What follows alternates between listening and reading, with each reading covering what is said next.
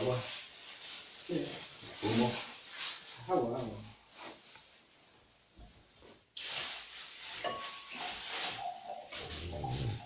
Está ya tiempo, ¿eh? Ya voy a dar agua, zumo, algo.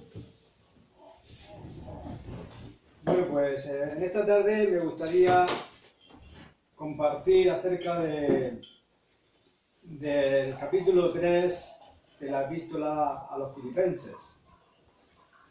No vamos a compartir todo el capítulo, solamente vamos a estar en los primeros 15 versículos y vamos a comenzar leyendo desde el versículo 1 y ya iré leyendo más adelante los siguientes, ¿no? Filipenses capítulo 3, versículo 1 en adelante.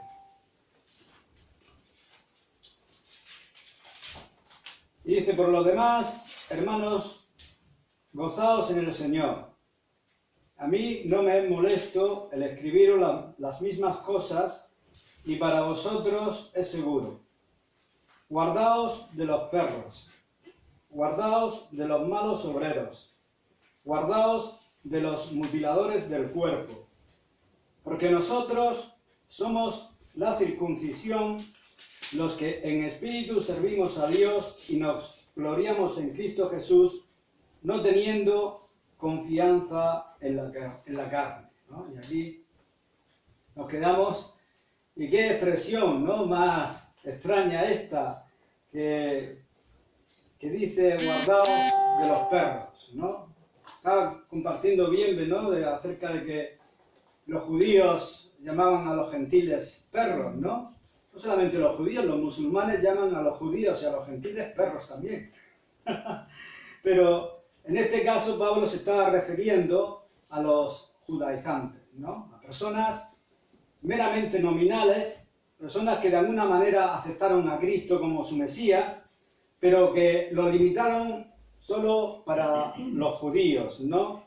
Sin relevancia alguna para el resto del mundo, para todos aquellos que estaban fuera del pacto. Y son a menudo descritos como perros. ¿Os acordáis también, no?, cuando Jesús se le acercó a aquella mujer cananea, una mujer de gran fe, y Jesús le dijo: no está bien tomar el pan de los hijos y echarlo a los perrillos. Y ella contestó: sí, Señor, pero aún los perrillos comen de las migajas que caen de la mesa de sus amos. Por eso tenía una gran fe esta mujer, porque sabía que no tenía ningún derecho sobre el pacto de aquel tiempo de recibir algo del Señor. Y qué maravilloso es, ¿no?, que no hay ninguna restricción hoy sobre nosotros y que podemos disfrutar de Él en toda su plenitud y de toda su provisión para nuestras vidas. Y Pablo prosigue haciendo una declaración sorprendente, siendo judío. Él dice: porque nosotros, esto es la iglesia, gentiles y creyentes, somos la circuncisión. Y dijo en muchas ocasiones que la verdadera circuncisión estaba relacionada con el estado del corazón, no con una ordenanza externa. Jesús no está interesado en nuestra apariencia externa de comportamiento, sino en el estado y la condición de nuestro corazón. Y esta tarde nosotros podemos decir que somos la circuncisión, un título que fue previamente dado a los judíos, pero ahora por la obra de Dios en nosotros y la aplicación de la cruz de Cristo en nuestras vidas, que hemos sido separados para Dios. Aleluya. Y eso es algo maravilloso y sorprendente. Somos la circuncisión, los que en espíritu servimos a Dios y nos gloriamos en Cristo Jesús, no teniendo confianza en la carne. La obra de la circuncisión nos separa de todo lo que es meramente humano, porque la naturaleza humana no puede agradar a Dios por sí misma, porque es una naturaleza caída. Nosotros somos la circuncisión, los que en espíritu servimos a Dios y nos gloriamos en Cristo Jesús, no teniendo confianza en la carne. Nosotros no somos nada. Somos completamente dependientes del Señor para que Él sea el todo en nosotros. Aleluya. Y Pablo fue un hombre sorprendente, ¿no? Tuvo esa transformación increíble y conocemos su historia. Él dijo, no tenemos ninguna confianza en la carne. Si alguien tiene que tener alguna confianza en la carne, ese sería yo. ¿Y por qué tú, Pablo? Porque yo fui circuncidado al 8º día. Así que desde que era un bebé fue introducido en aquel sistema de religión. Fue circuncidado al 8º día, consagrándose y manteniendo una plena actitud hacia el judaísmo. Era de la descendencia de Israel. Tenía una relación de sangre con Abraham, Isaac y Jacob, el pueblo de Dios. No era un prosélito. Fue un verdadero judío. Era de la tribu de Benjamín. Aunque pequeña, era una tribu muy significativa. Fue la tribu de donde surgió el primer rey, Saúl. Fue la tribu que se mantuvo fiel a Roboam en los días cuando el reino se partió. También te acordarás de Mardoqueo, en los días de Esther, que era un benjamita. Un tremendo y rico patrimonio procede de la tribu de Benjamín. Hebreo de hebreos, no fue un vulgar judío. Y aquí se sugiere que no solamente estaba vinculado a su cultura, sino también a su lengua.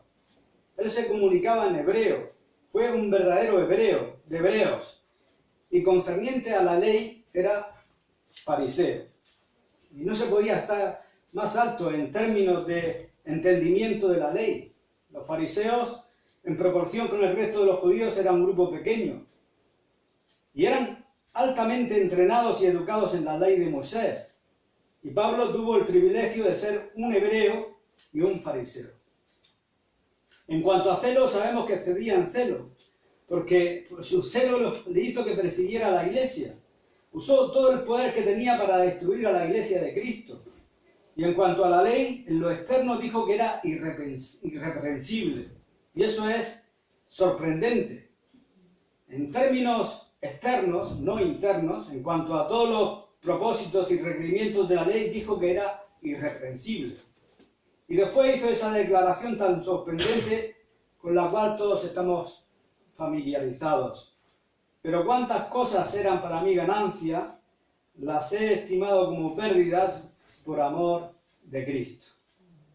Aleluya. Y es como si Pablo hubiera hecho un balance de su vida, y en un lado de la balanza tenía todas las cosas que él podía ver como bendiciones positivas, cosas que podían ser vistas por otras personas como las cosas más honrosas que cualquier persona pudiera tener. Pero cuando él hizo el contraste con lo que había en el otro lado de la balanza, que era Jesucristo, aleluya, el glorioso y encarnado Hijo de Dios, aquel que fue al Calvario para llevar nuestros pecados, aquel que resucitó de entre los muertos y ahora vive para siempre en la presencia del Padre como nuestro sumo sacerdote delante de Él, cuando Él contrastó todo lo que sabía y tenía en la carne o en lo natural con esta gran persona de Cristo, Él hizo su elección. Dijo, pero cuantas cosas eran para mí ganancia, las he estimado como pérdidas por amor de Cristo. ¿Y qué gran cálculo hizo el apóstol? ¿Hemos llegado a hacer nosotros un cálculo semejante a ese? Que todo lo que somos, hemos sido y queremos llegar a ser, y todas las cosas que podamos pensar y contar como positivas delante de Dios, llegamos a darnos cuenta que no son nada en comparación con tener a Cristo. Y hemos hecho esa gran elección, que las cosas que eran ganancia para nosotros las hemos considerado como pérdida por el conocimiento de Cristo. Quizás hayáis oído hablar de un evangelista y misionero chino que lo fue para su propia nación muchos años atrás, llamado John Sun. Fue enviado a los Estados Unidos de América para su educación. Y fue un estudiante brillante. Consiguió varios títulos académicos, ¿no? Y un doctorado en química que eso le permitiría vivir holgadamente, ¿no? Y una noche, cuando regresaba en barco a casa, tuvo un sueño. Y se vio a sí mismo muerto en un ataúd, rodeado de todos sus títulos y vestido con su uniforme de graduación. Y se dio cuenta en ese momento que todo lo que tenía no valía para nada en los propósitos de Dios para su vida. Así que tiró todos sus títulos por la borda, a excepción de uno que había hecho en un instituto bíblico y que se lo había prometido a su padre. Desistió de su carrera y se convirtió en un evangelista a tiempo completo, uno de los más grandes evangelistas que jamás China tuvo. Ahora, no está mal que mantengamos nuestros títulos y nuestras carreras, quien los tenga, claro, ¿no? Pero Jan Sung se dio cuenta que para él todo aquello en lo que iba a depender naturalmente y todo lo que él consideraba como ganancia y valioso en la voluntad de Cristo para su vida no contaba para nada. Y lo estimó como pérdida y los arrojó por la borda. Pero cuántas cosas eran para mí ganancia, las he estimado como pérdida por amor de Cristo. Le ocurrió como a Pablo. Él hizo el cálculo y la elección para su vida. Pero el apóstol continúa diciendo en el versículo 6, y ciertamente aún estimo todas las cosas, esto está en tiempo presente, esto no es algo que decidí algunos años atrás, sino que es el compromiso continuo de mi corazón, continuar contando todas las cosas como pérdida. ¿Y por qué, Pablo? Por la excelencia del conocimiento de Cristo Jesús mi Señor, por amor del cual no solamente las he estimado como nada, sino que en mi experiencia he sufrido la pérdida de todas esas cosas. Después de 20 años o más de experiencias, dijo Spurgeon, Pablo tuvo la oportunidad de revisar su balance para ver si su cálculo era correcto. ¿Y cuál fue el resultado? Pues que lo expuso con tal énfasis y sin duda alguna. Dijo, ciertamente aún estimo todas las cosas como pérdida para ganar a Cristo y ser hallado en Él, no teniendo mi propia justicia que es por la ley, en lo que fue educado para creer y esperar, sino en la que es por la fe de Cristo, la justicia que es de Dios por la fe. Y esta es la justicia que nos ha sido dada cuando creímos en nuestro Señor Jesucristo, que nos coloca en una buena posición con Dios, que nos imparte su propia naturaleza y su propia justicia. ¿Y qué cosa más asombrosa que es esa? Que esta tarde nos encontramos firmes, vestidos con la justicia de Dios. No nos encontramos firmes por nuestra propia justicia, ¿no es así? No podemos traer nada nuestro, sino que por medio de creer en la obra de nuestro Señor Jesucristo que realizó en el Calvario, derramando su preciosa sangre, nosotros podemos ser hechos justos delante del Padre y recibir la justicia de Dios que es por medio de la fe. Aleluya. Y sabemos algo de la experiencia que tuvo Pablo, ¿no?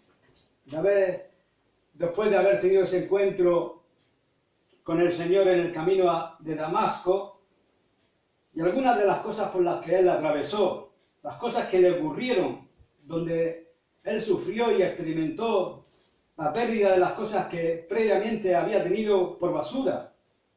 Y Dios lo tomó a Pablo, lo usó y hizo que atravesara todas esas experiencias. Hizo de él un ejemplo para todos nosotros. Y ciertamente dijo, aún estimo todas las cosas como pérdida por la excelencia del conocimiento de Cristo Jesús, mi Señor, por amor del cual lo he perdido todo y lo tengo, aquí dice, por basura. No sé qué palabra vendrá en la versión de la Biblia que tengas, pero no es una palabra muy bonita. Puede ser la palabra, en su texto original, inmundicia, puede ser la palabra porquería, e incluso la palabra excremento. Una palabra horrible, ¿no? A la luz de las cosas eternas, dijo Pablo, yo tengo estas otras de esta manera. Las tengo por inmundicia, las tengo por basura, las tengo como totalmente indignas. ¿Y por qué, Pablo? Para ganar a Cristo y ser hallado en Él. Aleluya. Y creo que esto es una declaración asombrosa. ¿Sabéis? Desde el día que el Señor se le manifestó, el corazón de Pablo se propuso en conocer a Cristo. Y Pablo casi siempre se encontraba de viaje, ¿no? Cuando nosotros creímos, recibimos a Cristo. Lo recibimos como un don, indignos como somos y sin ningún mérito. Pero Dios nos concedió a Cristo cuando creímos. Y viene a vivir en nuestro interior. Y qué cosa más asombrosa es esa, ¿no? De que Él se convierte en nuestra vida, Cristo, nuestra vida, el don de Dios. Y aún así también nosotros debemos ganar a Cristo, y por eso se dice que todos nosotros también estamos de viaje. Somos peregrinos en esta tierra, estamos de paso. Y en este viaje debemos conocerle más y ganarle más para tenerlo como nuestro, por decirlo así. A fin de conocerle, continúa diciendo Pablo, y el poder de su resurrección y la participación de sus padecimientos, llegando a ser semejante a él en su muerte, si de alguna manera llegase a la resurrección de entre los muertos.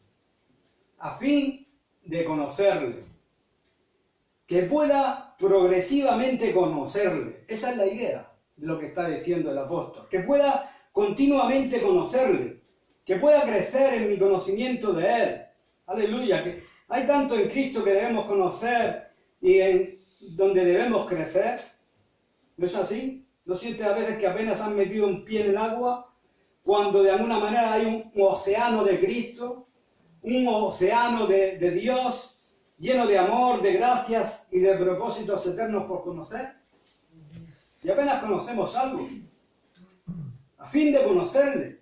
Quiero conocerle, dijo Pablo, quiero conocerle más plenamente, quiero conocer el poder de su resurrección, el poder que levantó a Jesús de entre los muertos, la supereminente grandeza de su poder para con nosotros los que creemos, dijo Pablo en Efesios.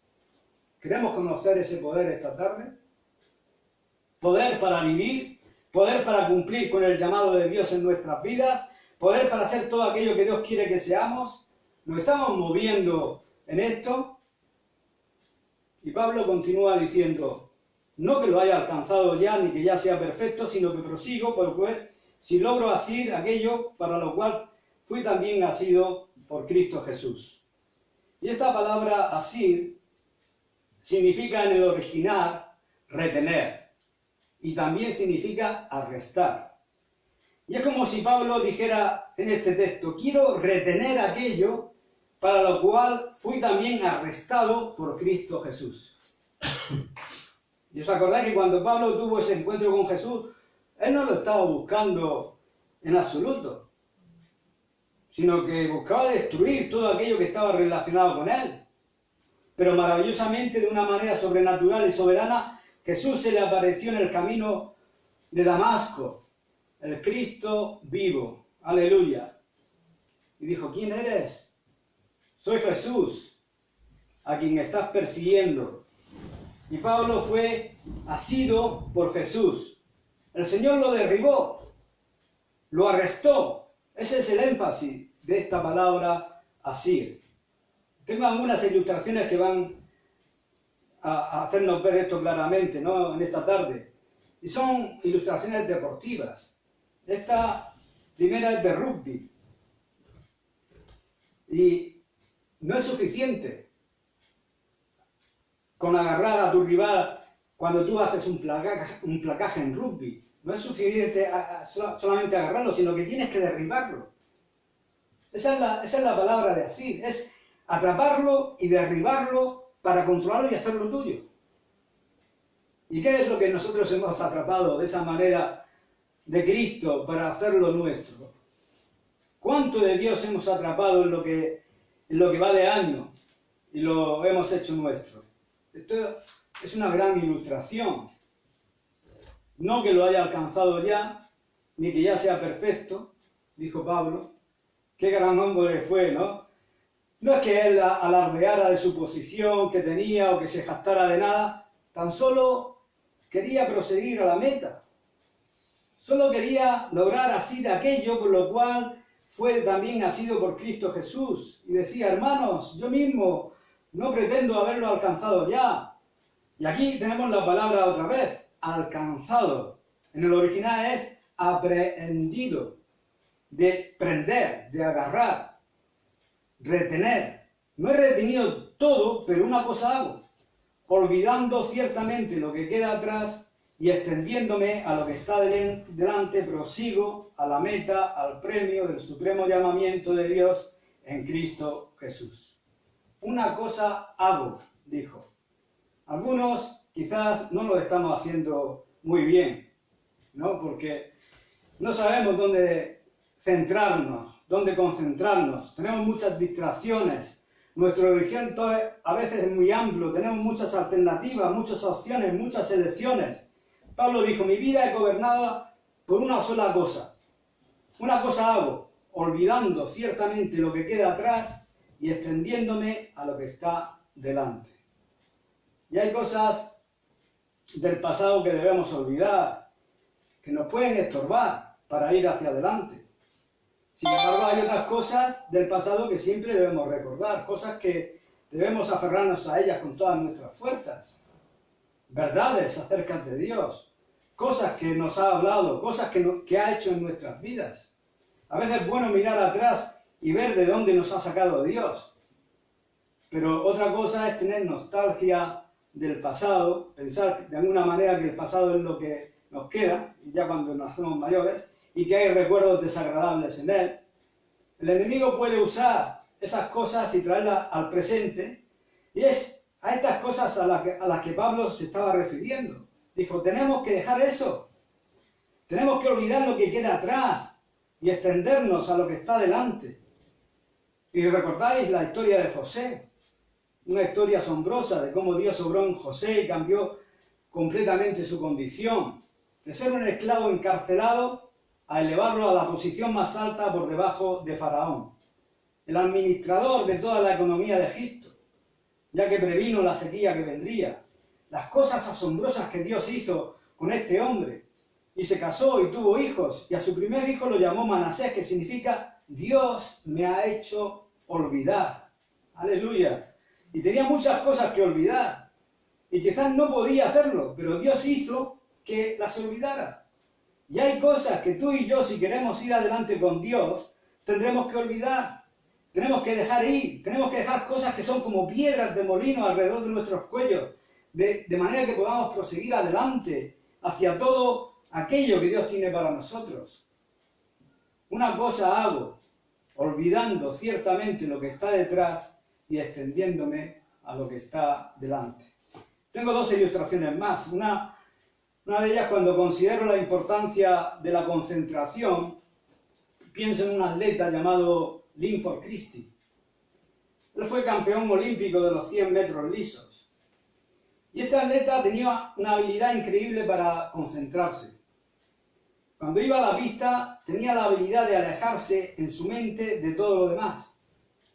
Todo desaparecía de su mente y tan solo se concentraba en la meta que tenía 100 metros más adelante. Era un hombre de color y podía ver el contraste del blanco de sus ojos y el iris moviéndose a su alrededor, mirando el horizonte y concentrándose intensamente en él. Una cosa hacía, concentrarse totalmente en la meta. El autor de los Hebreos nos dice que nosotros también, teniendo en derredor nuestro tan grande nube de testigos, despojémonos del todo peso y del pecado que nos asedia y corramos con paciencia la carrera que tenemos por delante, puestos los ojos en Jesús, el autor y el consumador de la fe.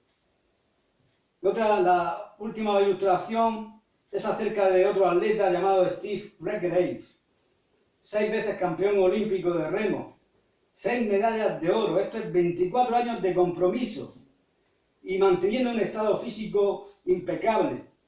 Y siempre le preguntaban cuando ganaba una medalla de oro si volvería a participar en los Juegos para defenderla.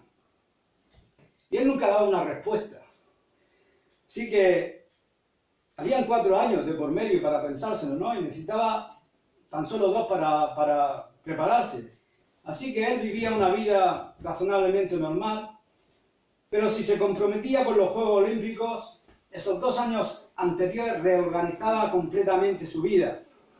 Y dijo, en esos 2 años, que solo tenía una pregunta por lo que decidía toda clase de cosas. Los lugares donde iría, las cosas que comería, cosas en las que podía comprometerse. Dijo, todas estas cosas que surgirán en mi vida, tan solo me hago una pregunta. ¿Harán estas cosas que mi embarcación vaya más rápida? Y decía, si mi embarcación va a ir más rápida, las hago. Y si no, las desecho. Aleluya, eso es un gran compromiso. Pero no es también una regla por la cual vivir. Quizás nosotros no tengamos un compromiso como ese o una pregunta que hacernos, pero sí ilustra nuestro texto. Una cosa hago, olvidando ciertamente lo que queda atrás y extendiéndome a lo que está delante. Extenderme también es una palabra única en el Nuevo Testamento. Es sinónima de estirarme, que significa hacer un esfuerzo. Con todas mis fuerzas me extiendo, me estiro.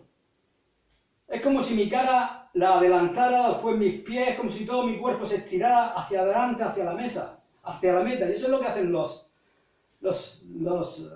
atletas, ¿no? Cuando van llegando a la meta, se hacen el sprint, se estiran todo lo posible para pasar la línea de la meta. Y tú me puedes decir, eso parece muy intenso. Y lo es, ¿no? Si lo contrastas con estar sentado en un buen sofá leyendo un libro, tomándote un té, es muy intenso. Pero ese es el impulso del Espíritu que ejerce en nuestras vidas. No es una intensidad humana. Alineamos nuestras vidas con Cristo. Y Cristo era la vida que Pablo perseguía. Y nosotros también debemos concentrarnos de tal manera para alcanzar a Cristo, que es nuestra meta. ¡Aleluya! ¿Estamos estirándonos nosotros? ¿Nos estamos extendiendo hacia adelante? Y esto también me hace recordar cómo en el Antiguo Testamento, cuando Elías hizo levantar a aquel niño muerto, ¿no? La Escritura dice que Elías se extendió sobre él.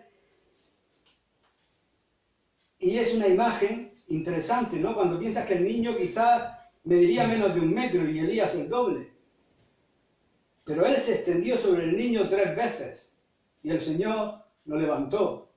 Aleluya, es sorprendente, ¿no? Eso. Y a veces me hace pensar, ¿no? De qué otras maneras nosotros podemos también extendernos hacia los demás. Por nuestros hijos, por nuestra ciudad, por nuestra nación. Extendernos para conocer los propósitos de Dios para nuestras vidas. Una cosa hago, dijo el apóstol, olvidando ciertamente lo que queda atrás y extendiéndome a lo que está delante, prosigo a la meta, al premio del supremo llamamiento de Dios en Cristo Jesús. Y aquí tenemos otra palabra más, que es única en el Nuevo Testamento, prosigo a la meta, al premio. Aleluya. El premio es Cristo. Y nuestros ojos deberían estar puestos sobre el premio, prosiguiendo adelante al premio del supremo llamamiento de Dios. No es solo un supremo llamamiento que perseguimos, sino un llamado o un llamamiento que nos guía a alcanzar a Cristo. Aleluya. Prosigo a la meta, al premio, dijo Pablo, al premio del supremo llamamiento de Dios en Cristo Jesús. Déjame leerte un comentario sobre Apocalipsis 4.1 de Oswald Chambers, que dice el texto de ese comentario: sube acá y te mostraré las cosas que han de suceder.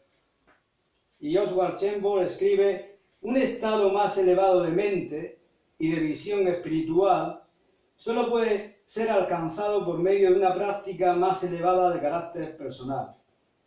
Si verdaderamente vives en un plano superior y persigues lo más alto a nivel espiritual en tu vida, Dios te animará de forma continua diciéndote: amigo, sube aún más arriba.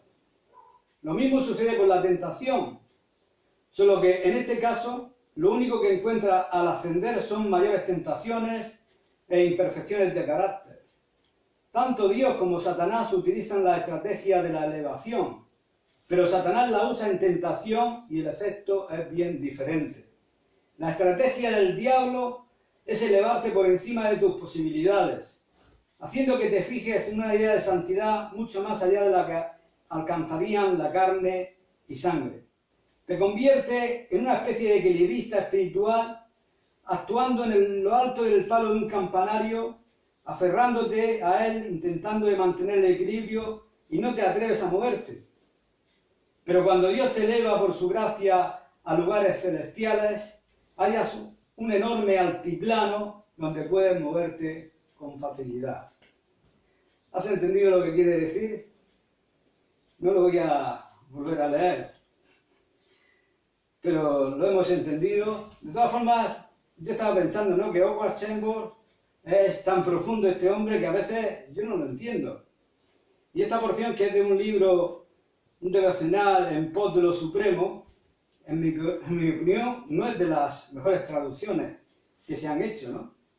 Pero sin embargo vamos a intentar ilustrarlo de otra manera, diciendo que hay una montaña en Ciudad del Cabo llamada la Montaña de la Mesa, cuya cima es plana, es muy ancha y es muy larga, no como las montañas como el Everest u otras cuyas cimas son difíciles de alcanzar y moverte sobre ellas, pero esta cima es plana, es ancha y resulta muy fácil moverte sobre ella. Y ese es el tipo de superficie a la que Dios nos eleva. De eso se trata el supremo llamamiento, para vivir en un lugar espacioso, un lugar fácil para moverte.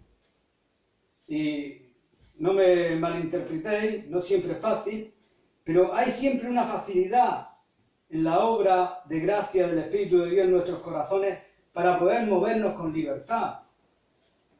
Aleluya. No es como crecer más allá de nuestras posibilidades, donde tienes que estar controlando todo para proteger lo que hay en tu interior, que a veces no corresponde con la realidad. Y vamos a terminar. Pero quiero preguntar, ¿nos encontramos nosotros moviéndonos en esta dirección, persiguiendo la meta, sin quedarnos atrás, ni quedándonos estancados, ni siendo solo espectadores, mirando desde la barrera? El único lugar seguro donde estar es proseguir adelante con todo nuestro corazón, haciendo continuamente ese balance y ese cálculo. Porque si no nos movemos hacia adelante, de esta manera inevitablemente retrocederemos. Que el Señor nos ayude. Quizás deberíamos orar. No necesitamos mucho tiempo, no solamente una fracción de segundo es suficiente para responder a Jesús y a su palabra, para que nuestros corazones se vuelvan a Él y nuestra voluntad se rinda y diga, sí Señor, amén. Así que me gustaría orar por esta palabra. Señor, te doy gracias, Señor, por este supremo llamamiento, Señor, que nos has dado, Señor, que unas veces lo hemos tenido tan claro, Señor, y sin embargo en tantas ocasiones nos hemos distraído y no hemos perseguido, Señor, y no nos hemos dado a Él, Señor, y te pedimos perdón por ello, Señor. Te rogamos, Señor, que tú mantengas siempre claro en nuestras mentes, en nuestros corazones, a esta vocación, Señor, a este supremo llamamiento, a esta vocación que tú nos has llamado, de poder alcanzar, Señor, a Cristo, de su conocimiento, su vida, Señor, conocerle en toda su plenitud, Señor, y poder experimentar esa relación, esa unión con Él, Señor, y manifestar su presencia y su vida en nuestros corazones, Señor. Que este sea nuestro objetivo, este sea nuestra consagración, Señor, nuestro llamamiento, y que oremos y lo deseemos siempre, cada día, Señor, que tú verdaderamente puedas perfeccionarnos, Señor, en esto, Señor, porque hemos sido llamados a esto. Señor, reconocemos nuestra debilidad, que tú has escogido lo vil, lo menospreciado, lo que no es, para deshacer lo que es, Señor, y que por nosotros mismos sería imposible alcanzar esta gran meta, Señor, pero con tu ayuda, con tu gracia, Señor, oh Dios Padre, con tu guía, Señor, oh Dios Padre, y con tu obrar en nuestros corazones, la alcanzaremos, Señor, oh Dios, esta gran, Señor, esperanza de gloria que tú nos has dado en Cristo Jesús. Amén.